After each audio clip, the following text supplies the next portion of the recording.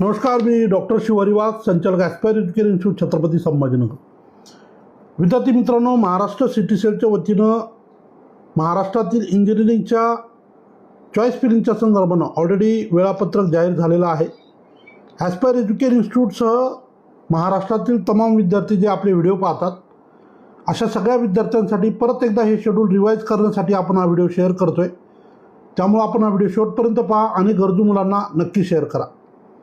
सगळ्यात पहिले तर महाराष्ट्राच्या ज्या बेसिक प्रक्रिया होत्या इंजिनिअरिंग ॲडमिशन संदर्भानं, त्या ऑलरेडी पूर्ण झालेल्या आहेत.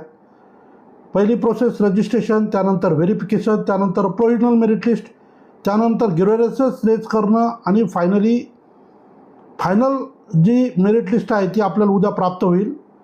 आणि कॅप राऊंडच्या संदर्भानं, चॉईस फिलिंगच्या संदर्भानं जी डेट ऑलरेडी जाहीर झालेली आहे ती आहे 28 जुलैपासून 30 जुलैपर्यंत. म्हणजे काय, ज्या विद्यार्थ्यांनी इंजिनिअरिंगच्या प्रोसेसमध्ये भाग घेतलेला आहे अशा विद्यार्थ्यांना 28 तारखेपासून 30 तारखेच्या दरम्यान आपले कॉलेजेस भरायचे, प्रेफरन्सेस भरायचे.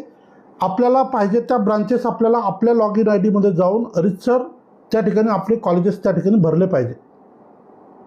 खूप साऱ्या विद्यार्थ्यांना बऱ्याचदा हे नेमके कॉलेजेस भरायचे कधी याबद्दल अपडेट नाही आहे, म्हणून परत एकदा रिवाईज करतो. आपल्या बेसिक सगळ्या प्रक्रिया पूर्ण झालेल्या आहेत. आता पहिल्या कॅप राऊंडसाठीची चॉईस फिलिंग ही 28 तारखेपासून 30 तारखेपर्यंत त्या ठिकाणी होईल.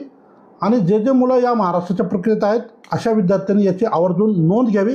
अर्थात ही नोंद कशाच्या संदर्भानं आहे तर इंजिनिअरिंग चॉईस फिलिंगच्या संदर्भात.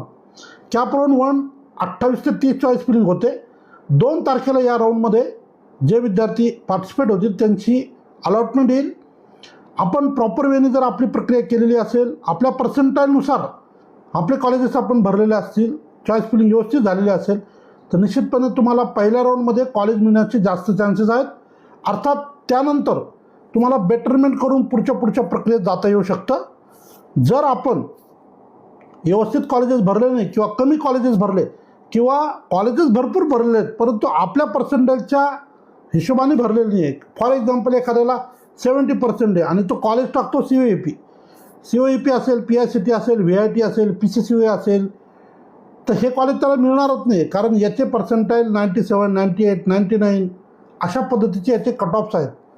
तर हे काय 70%, 75% मुलाला मिळण्याचं काही कारण नाही. तर आपल्या पर्सेंटाईलपेक्षा साधारण 3 to 4% अप्पर साईड मॅक्झिमम आपलं कॉलेज अपग्रेड होऊ शकेल. अर्थात यावर्षीचं मेरिट पाहता ती शक्यता कमी. सो ज्या विद्यार्थ्यांनी इंजिनिअरिंग प्रोसेसमध्ये भाग घेतलेला आहे त्यांनी याची नोंद घ्या. धन्यवाद.